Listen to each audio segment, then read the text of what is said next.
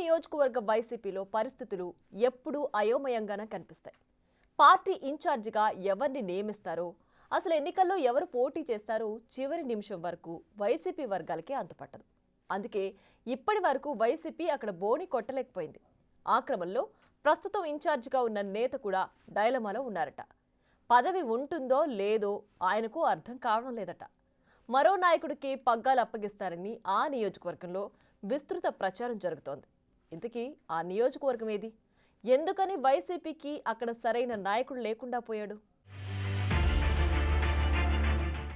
బాపట్ల జిల్లాలోని పర్చూరు నియోజకవర్గంలో వైసీపీ పరిస్థితి అగమ్యగోచరంగా మారింది. మొన్నటి ఎన్నికల్లో వైసీపీ నుంచి పోటీ చేసిన ఎన్ఆర్ఐ ఎడం బాలాజీ నియోజకవర్గంలో లేకుండా అడ్రస్ లేకుండా పోయారు. ఎన్నికల ఫలితాలు వెలువడగానే ఫ్లైట్ ఎక్కేసిన ఆయన అమెరికాలో సొంత వ్యాపారాలు చేసుకుంటూ పార్టీ వ్యవహారాలను పట్టించుకోవటమే మానేశారట. దాంతో పర్చూరు నియోజకవర్గంలో వైసీపీ జెండా మోసే నాయకుడు కరువయ్యాడు.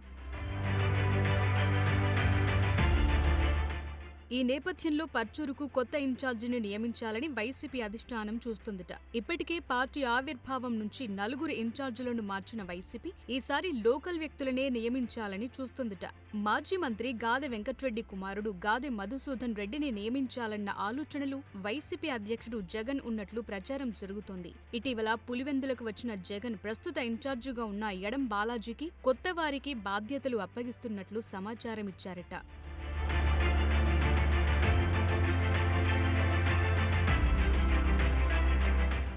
గాది మధుసూదన్ రెడ్డి సొంత ఊరు పర్చూరు నియోజకవర్గంలోని ఇంకొల్లు మండల పరిధిలోకొస్తుంది. ఇటు మాజీ మంత్రి గాదె వెంకట్రెడ్డి పలుసార్లు ఎమ్మెల్యేగా నిలిచిన అనుభవంతో పాటు ఆ కుటుంబానికి నియోజకవర్గంలో సొంత క్యాడర్ కూడా ఉంది.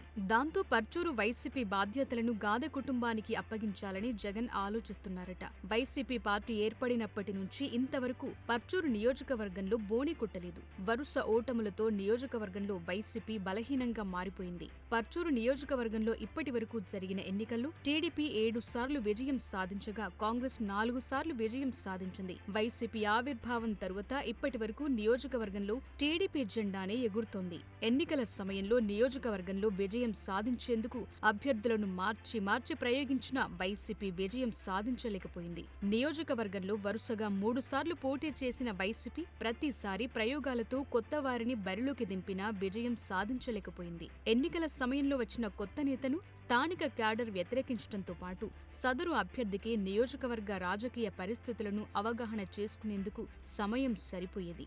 అందుకే నియోజకవర్గంలో ఒక్కసారి కూడా వైసీపీ విజయం సాధించలేకపోయిందన్న అభిప్రాయముంది.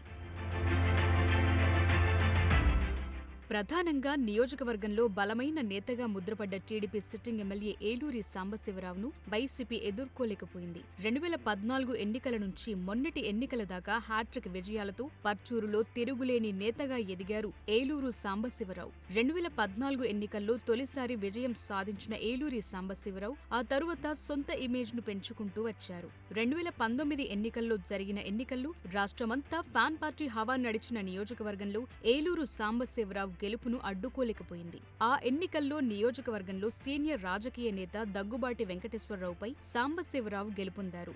2024 ఎన్నికల్లో మూడోసారి కూటమి టీడీపీ అభ్యర్థిగా పోటీ చేసిన సాంబశివరావు వైసీపీ అభ్యర్థి ఎన్ఆర్ఐ ఎడం బాలాజీపై 24,000 ఓట్ల మెజార్టీతో గెలుపొంది హ్యాట్రిక్ సాధించారు.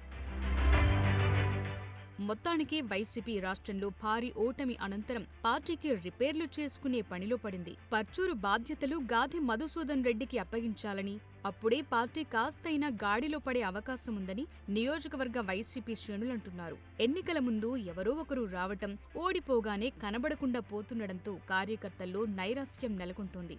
ఇప్పటికే పర్చూరు వైసీపీ ఇన్ఛార్జీలను 4 మార్చింది. ఇప్పుడు మళ్లీ మారిస్తే గాదె మధుసూదన్ రెడ్డి 5వ కృష్ణుడవుతారు. మరీ చూడాలి. లోకల్ అయిన మధుసూదన్ పర్చూరు బాధ్యతలు చేపడితే నియోజకవర్గంలో ఏమాత్రం ప్రభావం చూపిస్తారు?